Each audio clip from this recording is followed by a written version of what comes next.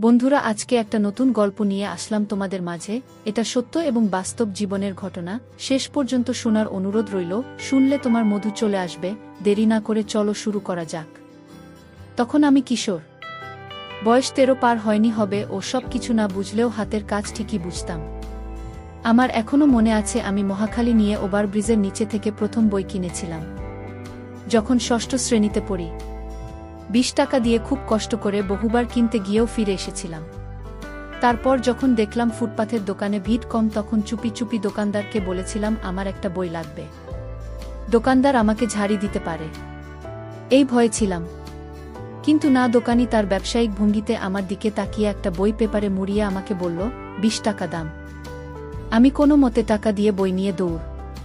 তারপরেও অনেক বই কিনেছি, কিন্তু আমি গল্পের গুলো কিনতাম না। ছোট স্টিকার কিনতাম প্রত্যেক কিস্তির টাকা করে। গল্পের ছবি ঝাপসা থাকায় আর বয়স কম থাকায় পড়ার প্রতি হয়তো আগ্রহ কম ছিল, তাই কিনতাম ছবির সব বই একত্র করে সামনে রেখে তারপর হাতের কাজ করতাম। মাঝে মধ্যে ব্যথা হয়ে যেত। একবার এক বড় ভাইয়ের সাথে সিনেমা হলে ও সব সিনেমা দেখতে গিয়েছিলাম।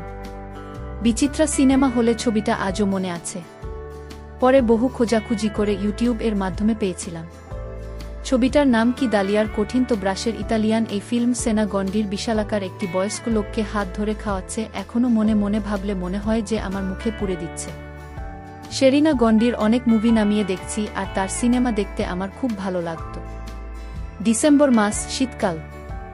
আমি তখন সপ্তম শ্রেণীর ফাইনাল পরীক্ষা দিলাম। নিয়মমাফিক দাদিকে দেখতে যেতে হবে। আবার সামনে কোরবানির ঈদ। আমার অতীত অভিজ্ঞতা থেকে শীতকালে বাড়ি যাওয়া মানে অসহ্য একটি বিষয়। তারপরেও আবার ধমকো মারথা পড়ার ভয়ে বাড়িতে যেতে হবে। প্রতি বছর ফাইনাল পরীক্ষা শেষ হলেও ঈদ করতে গ্রামের বাড়িতে যাওয়া হতো। প্রায় ঈদের 2 সপ্তাহ আগে বাবা আমাদের বাড়িতে দিয়ে আসতেন। 2 দিন থেকে আবার চলে যেতেন ঢাকায়, কারণ তার অফিস খোলা। আমার গ্রামের বাড়ি দিনাজপুর জেলার বিরামপুর গ্রাম যাওয়ার একমাত্র পথ। দীর্ঘ লঞ্চ যাত্রা। লঞ্চে যেতে আমার খুব ভয় করত, কারণ আমি সাঁতার জানি না। তাই আমার দাদি তখন বেঁচে ছিলেন, যদি উনার অবস্থা খুব ভালো ছিল না। যখন তখন উনার যায় অবস্থা। উনার সেবা যত্নের জন্য ফুফু ও ফুফাতো বোন ছিল। আমাদের গ্রামের বাড়ি থেকে ফুলের গ্রামের বাড়ি অনেক দূরে ছিল, তাই ফুফু ও বোনেরা পালাক্রমে তাদের সেবা করত। আমার ফুফাতো বোন ছিল 2 জন।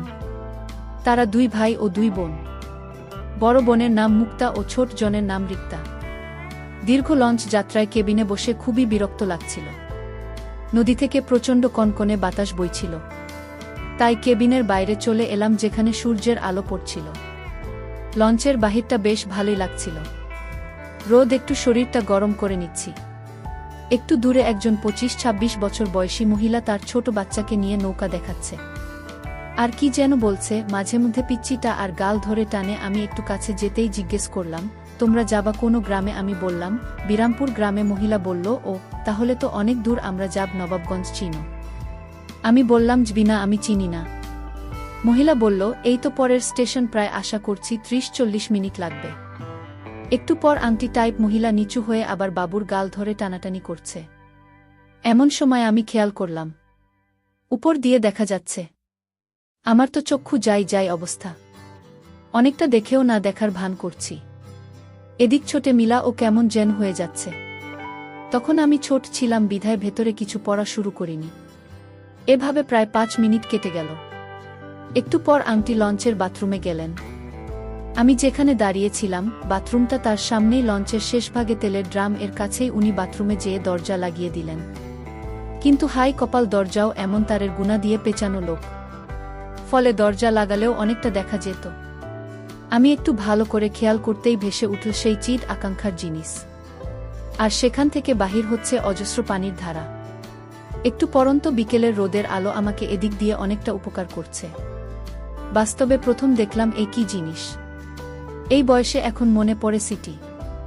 এমনটা দেখে আমার মনে হলো আঙ্কেল অনেক শক্তিশালী। একটু পরে নেমে পড়ল তার গন্তব্যস্থানে।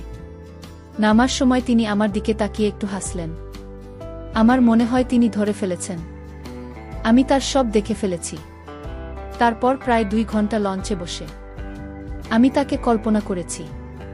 স্টেশনে আমার চাচাত ভাইরা হাজির ছিলেন। তারা আমাদের ব্যাগগুলো মাথায় নিয়ে গ্রামের দিকে রওনা হলেন। আমিও তাদের পিছু পিছু হাঁটা দিয়ে অবশেষে বাড়ি পৌঁছলাম। বাড়ি পুরো গমগম করছে। আমরা আসার খবর পেয়ে আমাকে এটা ওটা জিজ্ঞেস করছে। আমার তো কোনো দিকে মন নেই। কখন নিজেকে শান্ত করবই তাহলে আছি। এমন সময় আমার ফুফাতো বোন রিক্তা লেবুর শরবত নিয়ে এল। সে আমার বয়সের থেকে ৩ বছরের বড়, দিনাজপুর সরকারি মহিলা কলেজের এইচএসসির প্রথম বর্ষের ছাত্রী। তার গায়ের রং হলদে ফর্সা। এই রং আমি নিজেও পছন্দ করি। আমাকে জিজ্ঞেস করল, কেমন আছিস? আমি বললাম, ভালো। পড়ালেখা কেমন চলে? পরীক্ষা কেমন হয়েছে? পাশ করবি তো? ভালো হয়েছে। আমি বাথরুমে যাব এই বলে আমি রওনা দিলাম। কিন্তু রিক্তা পা ও দেখি আমার পিছে পিছে আসে। আমি বললাম, তুই আসছিস কেন? সে বলল, সন্ধ্যা পড়ছে, যদি আবার ভয় পাচ্ছে। বাথরুমে ঢুকে দরজা লাগাতে আসলে ভয় পেয়ে গেলাম। পুরো অন্ধকার বাথরুমটা ছিল, গাছগাছালির ভিতর ঝিনি পোকার ডাক। তার মনে হয় যে কোনো সময় নষ্ট হয়ে যেতে পারে। ভয়ে নিজেকে আর শান্ত করা হলো না। ১ নম্বর কাজ করেই বেরিয়ে পড়লাম। এক কাজেই শব্দ হলো। তাতে মনে হলো আসমান থেকে জমিনের ঝর্ণা পড়ার শব্দ। এত শব্দ হলো যে কয়দিন ধরে জমিয়ে রেখেছিস? কাল সকাল থেকে জমিয়েছি। বসলে এত শব্দ হতো না। এখানে যে অবস্থা, বারবসা। বাবা করার ডাক দিয়ে বলল, তন্ময়, তুই কি তোর দাদির কাছে ছিলি? আমি তখন দাদির কাছে গেলাম। গুটিসুটি হয়ে সবাই ওনার কাছে বসে আছেন। আমিও বসলাম। দাদি আমার মাথায় হাত বোলালেন। উনার কাছে অনেক কিছু শুনতাম। এমনও রাত গিয়েছে যে উনার কিছু না শুনে ঘুমাতাম। আজ উনি তেমন কথা বলতে পারেন না, কোনোমতে হাত পা নাড়ান। মা বলল, আগে কত কিছু শুনতে আসছি, আর এখন কাছে আসে না। চাচা চাচির সামনে মা, বাবা, ফুফু সেখানে রয়েছে। আমার পিছনে দাঁড়িয়ে আছে 2 ফুফাত বোন। বড় ফুফাত বোন অনার্স পড়েন। দেখতে সামলা হলে কি হবে, অনেক লম্বা, আর 2টা বিশাল অধিকারিণী। আমার মাঝে মধ্যে মনে হয় এরা 2 বোন। এত বড় সাইজ হলো কিভাবে? মুক্তা আপা বলে উঠল, গ্রামে এসেছি, সবার বাসায় গেছে, যাইয়া সালাম দিয়ে আসবি না? আমি বললাম, চলেন, আমাদের গ্রামে তখনও বিদ্যুৎ যায়নি। ভয় পাব রাতেই ভেবে মুক্তা আমার সাথে চললেন। তন্ময়, পড়াশোনা করিস ঠিক মতো? আমি বললাম, জবি করি। বড় আপা আমাকে বগলতলায় ধরে নিয়ে যাচ্ছে যাতে আমি ভয় না পাই। সেই অনুভূতিটা আমার খুব ভাল লাগছিল। এমনি লঞ্চে এক কাহিনী হয়েছে। কিছুই করতে দিতে পারিনি। আমিও মাথা দূরে সরাচ্ছে না। আমি ছোট, উনি কিছু মনে করবেন না, এই ভেবে মাথা কাছাকাছি করে রেখেছি। মনে মনে অনুভব করতে লাগলাম, আর যদি একটা পারতাম। এরকম করে এ বাড়ি থেকে ও বাড়ি গিয়ে সালাম জানিয়ে আসলাম। অন্ধকার। আমার ছোট মেয়ে রাগারাগি করছে। সমস্ত রাজ্যে তার মাঝেই জমা হয়েছে। দুঃখের বিষয়, তার রাগ আমি কিছুতেই থামাতে পারছি না। জায়গার অভাবে। রাতে খাবারের পর ঘুমানোর পালা। আমাদের বাড়িতে 3টা রুম। একটিতে দাদি দখল করে আছেন। আপাতত ফুফু তার সাথে ঘুমাবেন। উনি আসতেন না। আমরা এসেছি বিদায় উনি এসেছেন। আরেকটি রুমে আব্বা, মা ও 2 ছোট ভাই ঘুমাবেন। মা আমাকে বললেন, তুই মুখ তারিক তার সাথে ঘুমায়। শীতের রাত, ভালো করে মাফলার দিয়ে কান জড়িয়ে নিবি আর লেপ মুড়ি দিয়ে ঘুমাবি। দিনের ঘরের চালের ফাঁক দিয়ে কনকনে বাতাস আসছে যে হাত পা জমে যাবে। এই জন্যেই আমি গ্রামে আসতে চাই না। রিক্তা জিজ্ঞেস করল, লুঙ্গি পারবি না? আমি বললাম, প্যান্ট পরে কি ঘুমোতে পারবি? গরম লাগবে না? না, লাগবে না। এমনি যে ঠান্ডা পড়েছে, তোর 1 নম্বর কাজ পেয়েছিস। না, রাতে ধরলে তো এই শীতের মধ্যে কে নিয়ে যাব? যা সেরে যায়, একলা যাইতে ভয় করে। তুই আয় সাথে, দাঁড়া, হারিকেন তা বাড়ানোই। সে আমার হাত ধরে হাতে হারিকেন নিয়ে গেল। কি রে তোরে না বললাম দাঁড়া, হিসেব না? প্যান্ট পরছি, বইতে সমস্যা হয়। একটু হেসে রিক্তা আমার কাছে হারিকেন রেখে প্রায় 5 গজ দূরে গিয়ে রিক্ত বসে পড়েছে। বাথরুম ঘর দূরে হওয়াতে ঘরের কাছেই ছিলাম। আমি বাঁকা চোখে দেখতে থাকলাম। আজকে আমার কি হয়েছে বুঝতে পারছি না। কপালে কি আজকে এসব জিনিস ছিল? মনে মনে ভাবতে লাগলাম, এরকম যদি প্রতিদিন হতো। তারপর সে থেকে উঠে আমাকে বলল, চল, হারিকেনটা হাতে নেই। লেপের নিচে আমরা 3 জন, আমি মাঝখানে শুয়ে আছি। আমার দুপাশে মুক্তা। অনেকটা আরাম লাগছে তাদের তাপে। আমি কল্পনা করেছি সেই আংটির কথা অন্ধকারে। ভয় কোনোভাবেই আমার ঘুম আসছে না।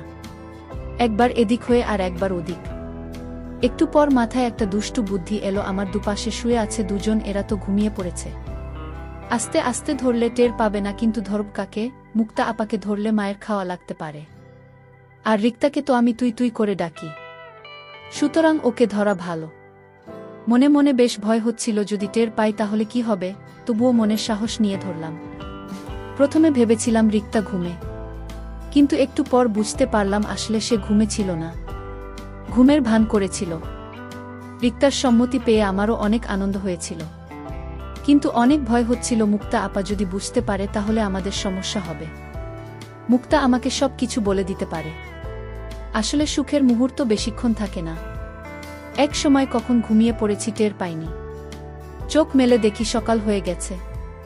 প্রচণ্ড শীতে ঘুম থেকে উঠতে ইচ্ছে করছে না। এদিকে রাতে অনেক পরিশ্রম করেছি। কিভাবে রিক্তার দিকে তাকাবি লজ্জাতেই মরে যাচ্ছি। সকাল 10টায় মায়ের বাড়িতে বিছানা ছাড়তে হলো।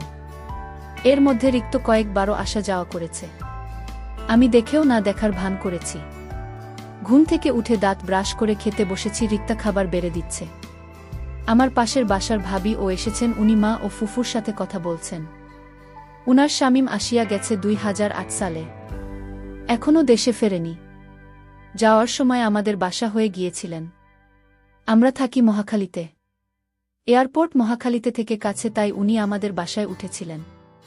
উনি একবার আমার দিকে তাকায় আর একবার মার সাথে কথা বলেছেন, তন্ময় দেখি বড় হয়ে গেছ, স্বাস্থ্য হয় না কেন, কিছু খাও না নাকি? জি খাই তো, কিন্তু স্বাস্থ্য তো হচ্ছে না। ঠিকমতো খাওয়া দাওয়া করলে শরীর এমন হবে কেন? বেশি করে খেতে হবে পরে। কিন্তু বাবা না, আমি কিছু না বলে চুপচাপ খাচ্ছি। রিক্তা আসতে বলে উঠল যে জিনিস আছে 2-3টা লাগবে। এবার আমি খানিকটা লজ্জিত হলাম। মাথা নিচু করে কোনো মতে খাওয়া শেষ করে উঠে বাইরে চলে গেলাম। কুয়াশা এখনো কাটেনি। বাবাকে দেখলাম কোথা থেকে খেজুরের রসের কলসি নিয়ে এলেন। শীতকালে খেজুরের রস যে খেয়েছে সে জানে কতটা সুস্বাদু। তবে এতটাই ঠান্ডা থাকে যে এক চুমুকে শেষ করা যায় না। আমি 2 গ্লাস খেলাম, খেয়ে চাচার সাথে বাজারে চলে গেলাম। বিরামপুর লঞ্চ ঘাটের সাথেই বাজার।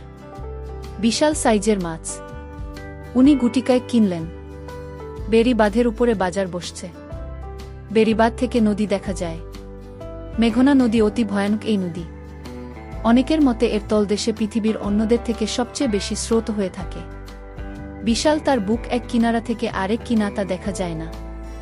দূর থেকে অনেক জাহাজ হচ্ছে আর ছোট ছোট নৌকা। বেশ মনোরম দৃশ্য, যারা দেখেছেন তারা বুঝতে পারবেন। যাই হোক, বাজার শেষে চাচা বিড়ি ধরায় হাঁটা দিলেন। সর্ষে ফুলের হলুদ হয়ে আছে মাঠ, দেখতে এত সুন্দর যা কল্পনা করা যায় না। শীতের সকালে শিশির ফোটা জলে ফুলের পাপড়িগুলো চিকচিক করছে। দুধারের সেই হলুদ মাঠের মধ্যে দিয়ে হেঁটে যাচ্ছি চাচার পিছু পিছু। বা হচ্ছে একমাত্র বাহন এমন এক জায়গা, তখন রিকশাও চলে না। এখন চলে অবশ্য। আমি চিন্তা করেছি দুপুরে গোসল করার সময় হাতের কাজ সেরে নেব। এটা ভাবতে ভাবতে চাচার পিছু পিছু বাড়ি ফিরে এলাম। তখন বেলা 12টা। আমার চাচাতো ভাই আমার জন্য অপেক্ষা করছে অনেকক্ষণ ধরে। সে নাকি আমাকে নিয়ে খালে মাছ ধরতে যাবে। ছেলেটা আমার সমবয়সী হলে কি হবে, খুবই দুরন্ত স্বভাবের। আর মুখে তার কিছু আটকায় না। আমাকে নিয়ে আইল ধরে হেঁটে যাওয়ার সময় সামনে কোনো মহিলাকে পেলে বলে ওঠে, ভাবি আপনার গাছের মতো ঝুলে গেছে, বাইরে খাওয়াবেন না? মহিলারা চেঁচিয়ে উঠে বলে, এই ছেলেটা আমার গাছে লাউ, তোকে কেন খাওয়াব? তখন মহিলারা তারে বলে, তোর মার কাছে গিয়ে খাইতে চায়। চাচাতো ভাই গান ধরে সাথে লাউ বানাইল। মোরে বৈরাগী আমি, আর হাসি আটকাতে পারি না। মাছ ধরা শেষ হলে আমি বললাম, বাড়ি চল। কেন? বাড়ি যাইয়া কি করবি, গোসল করবি না? আমি বললাম, বাড়ি যাইয়া গোসল করব। বাড়িতেই চাষপক্ষ নিতে দুবাইয়ে গোসল করবি। লুঙ্গি গামছা কিছু আনি নাই। লুঙ্গি গামছা লাগবে না, গোসল কইরা বাড়ির জায়গা বদলায় লবি। তুই তো সাঁতার জানতো না, এই 12 তোরে সাঁতার শিখামু কলাগাছ দিয়া। তারপর চাচাত ভাইয়ের সাথে করে পুচকু নিতে গেলাম গোসল করতে। জোহরের আজান হচ্ছে। অনেক মহিলা যুবক যুবতীও এসেছে গোসল করতে। নারীরা পোস্টগুলিতে গোসল করার পর কেমন দেখায় তা অনেকে জানে। কি কি দেখা যায় আশা করি তা তোমাদের আর বলতে হবে না। তা দেখে আমার ছোট মিনা স্মরণ করিয়ে দিল নিজেকে কিভাবে শান্ত করা যায়। মহিলারাও আমার দিকে তাকাচ্ছে। এটাই গ্রামের কৌতূহল। কেউ জিজ্ঞেস করে, ছেলেটা? চাচাতো ভাই চিল্লায় বলে, তোমাগো রাতে সো আমি বাড়িতে যে কাপড় চোপড় বদলানোর জন্য বল পড়ে গেলাম। গিয়ে দেখি বড় আপা গোসল করছে। আমি হুট করে ঢুকে পড়াতে এক আজব জিনিস দেখলাম। তার গায়ের রং শ্যামলা হলে কি হবে, ওই পুরো সাদা। আমি বুঝতে পারলাম না উনি এভাবে দরজা পুরো লক না করে কিভাবে গোসল করছেন। আমার দিকে তাকিয়ে হেসে বললেন, এই ছাগল দেখবি না, দরজার সামনে দড়িতে মেয়েমানুষের কাপড় ঝোলানো আছে। দরজা লক করে ভিতরে অন্ধকার হয়ে যায় দেখে লোক করি না, আর পারিবারিক গোসলখানা হওয়াতে বাইরের কেউ আসে না। আমি বললাম, জামা বদলাবো। আপা বলল, একটু দাঁড়া বাহিরে। একটু পর আমি জামা কাপড় বদলাতে শুরু করলাম। তিনি তার কাপড় চোপড় ছিলেন। পরে বাসায় চলে আসলাম। দুপুরে খেয়ে একটা ঘুম দিয়ে রাতের অপেক্ষা করতে থাকলাম। সন্ধ্যায় ঘুম ভাঙেনি তার ডাকে। তন্ময় উঠতে আর কত ঘুমোবি? শীত লাগে পরে উঠব। এখন ঘুমাই। রাতে ঘুমোয় কে? জায়গা থাক, জায়গা কি করবি তুই? তো মহাশয়তান, এত সব দেখতে শিখলি কোথায়? কিতে পারুম না। বিছানা ছাড়া ঘুরতে যাবি? কই যাবি? সন্ধ্যায় পাশের বাসার ভাবির বাসায় জামু, ভাবির লগে গল্প কর্মু, ভাবে বিচার দিচ্ছে তুই নাকি দূরে দূরে থাক না। জামনা, ভাল লাগছে না। গেলে তোর একটা জিনিস দেখাব। কি জিনিস আগে বল, তাহলে যাব। চলছে। আমরা দিন ভয় ঘুমাচ্ছে। ভাবির বাসায় যেতে ভাবি বলে উঠি কি? তন্ময়, লজ্জা পাও নাকি? ভাবিগুলোকে কথা কন না। শুনলাম ক্লাস 9-এ উঠবে, এখন এত লজ্জা কিসের? গ্রামে আজও ভাবিদের সাথে কথা বলবো, খোঁজ খবর নেবে, তাহলে সিনে ভাল লাগে। ভাবিদের কাছে তো দেব, ওরা সব মজা করব। এত লজ্জা ভালো না। রিক্তা একটু পর জোরেই বলে ওঠে, ওর আবার লজ্জা আছে নাকি? এখনই সব বুঝে। ভাবি মুচকি হেসে বলে, এখন থেকেই তো শিখবে। রিক্তা জবাবে বলে ওঠে, ও একটু পরে বলবো। ভাবি, ভাই তো বিদেশ গেছে, তাই আমি তোমার দায়িত্ব নেব। ভাবি বলে, না, আমার ভাই ভালো আছে। তন্ময়, থাকুন না কেন? কিছু খাইবা নাকি? আমি বললাম না। ভাবিদের খাটের সাথে টেবিল। আমি টেবিল ঘেঁষে খাটে বসে আছি। রিক্তা টেবিলের উল্টো দিকে চেয়ারে বসে আছে। একটু পর টেবিলের নিচে দিয়ে রিক্তা পা দেখি আমার পায়ের উপর পা তুলে দিচ্ছিল। আমি কিছুই বলছি না। রিক্তা দাঁত কামড়ে বলে ওঠে, কি হাকি দেখ শয়তান। আমি বললাম, জিনিস দেখা? কি জিনিস দেখতে চান? আপনার সন্তানের নানা। আমি শয়তান না, তুই শয়তান। ভাবি, কি বলব এরকম করতে? আচ্ছা ভাবি, একটা জিনিস দেখে যাও। তন্ময় নাকি তোমাকে দেখাব? ভাবি অন্য ঘর থেকে আসলেন। বললেন, কই কি দেখাবে? আমার দেবর এই যে নিচে দেখো। ছোট মিয়া রীতা, তুই তো অনেক ফাজিল তরিকা, কত ছোট সাথে এমন করতেছিস। ও ছোট হলে কি হবে? ছোট্ট একবার ছোট মেয়ে এত বড় হলো কি করে? তন্ময়, কি খাস্তি? রিক্তা মেজাজ খারাপ করছে না? আজকে রাত্রে তোর খবর আছে। ওই আল্লাহ রাখতে কি করবেন? রিক্তা কিছু করছে না। কিরে না কিছু করতে আসলে ছোট মেয়ে ধরে ফেলব না হয়েছে, আর দুষ্টামি করছে না ওর সাথে। এরপর ভাবি একটু দূরে যে তার শীতের সোয়েটার খুলে ফেললেন। ভাবি আবার অনেক ফর্সা, বয়স মাত্র 22 বলে আমি মনে মনে বলি, কি করে এই ভদ্র আবার এই শয়তান। তবে তা দেখে আমার বেশ সুদসুদি লাগছিল। ভাবি সাদা রঙের পড়েছে। রিক্তা আমার দিকে তাকিয়ে বলে, কি দেখ, চোখ কানা করে দিন। এরপর ভাবি বলে, আগে বলবে না আমার দেবর? তার দাবি না হয় একটু পূরণ করতাম। রাতে ঘুমানোর সময় গত রাতের মতো একই ঘটনা শুরু করলাম। আজকে কোনো দ্বিধা নেই। প্রথমে একটু বাধা দিলেও পরে আমার হাতের ঝটকায় কোনো বাধা দিল না। অনুভূতি অন্যরকম। সবশেষে আমার কানে কানে ফিসফিস করে বলে উঠল, আমি কাল চলে যাব। শুনেই আমার মন খারাপ হয়ে গেল। তাহলে কি আমার ভালোবাসার পর্ব এখানেই শেষ? আমি বললাম, কেন? প্রতি উত্তরে বলল, বাবা বাড়িতে একা, মাও এখানে, তার রান্না বান্না করতে সমস্যা হয়। তারপর সারা রাত আমার নির্ঘুম কেটেছে। শীতের ঘুমের সবাই স্বর্গে তাদের নাকের ডাক আমাকে জানান দিচ্ছে, কিন্তু আমি নাক ডাকতে পারছি না। একদম ভোরের দিকে আমি ঘুমিয়ে পড়লাম। ঘুম ভাঙল দুপুর 2টায়। ঘুম থেকে উঠে দেখি রিকশা চলে গেছে। মুখটা পা ও চলে গেছে দাদির দেখার জন্য ফুফু আছেন। ওদিকে আমার বাবাও চলে গেছে সকালের প্রথম লঞ্চ ধরে। তার অফিস এখনো বন্ধ দেয়নি। সরকারি চাকরি করেন উনি, আসবেন ঈদের 2 দিন আগে। বিছানা থেকে নামতে মন চাচ্ছে না। গতকাল মনে হয়েছিল গ্রামে আসায় অনেক মজা করতে পারছি, মন প্রফুল্ল। কিন্তু এখন কি করব? আমি তো গ্রাম পছন্দ করি না। মাঝে মধ্যে ধোয়াও করতাম। দাদি কবে মরবে, তাইলে আর গ্রামে আসা লাগবে না। আমার সব বন্ধুরা ঢাকায় ঈদ করবে, কত মজা করবে ভেবে মনটা খারাপ হয়ে গেল। বিকেলে একা একা ঘোরাঘুরি করছিল, মনটা বেজায় খারাপ। গ্রামের ক্ষেতের আইল ধরে হেঁটে চলেছি। সর্ষে ফুলের হলুদ মাঠ। কেউ একজন আমাকে দূর থেকে ইশারা করে ডাকছেন। একটু সামনে এগোতেই বুঝলাম আমার জেঠাত ভাই। তিনি আমার থেকে বয়সে 10 বছরের বড়। শ্রদ্ধা বিয়ে করেছেন। বিয়ের 4 মাসের মাথায় ওনার গর্ভবতী, তাই তার মুখে সবসময় হাসির ঝলক লেগেই থাকে। এমনিতেই একটু সহজ সরল টাইপের, কারো সাথে ঝগড়া করে না বলে গ্রামের সবাই উনাকে অনেক ভালোবাসেন। আর উনি আমাদের বংশের, আমার অন্য সব ভাইদের থেকেও বড়।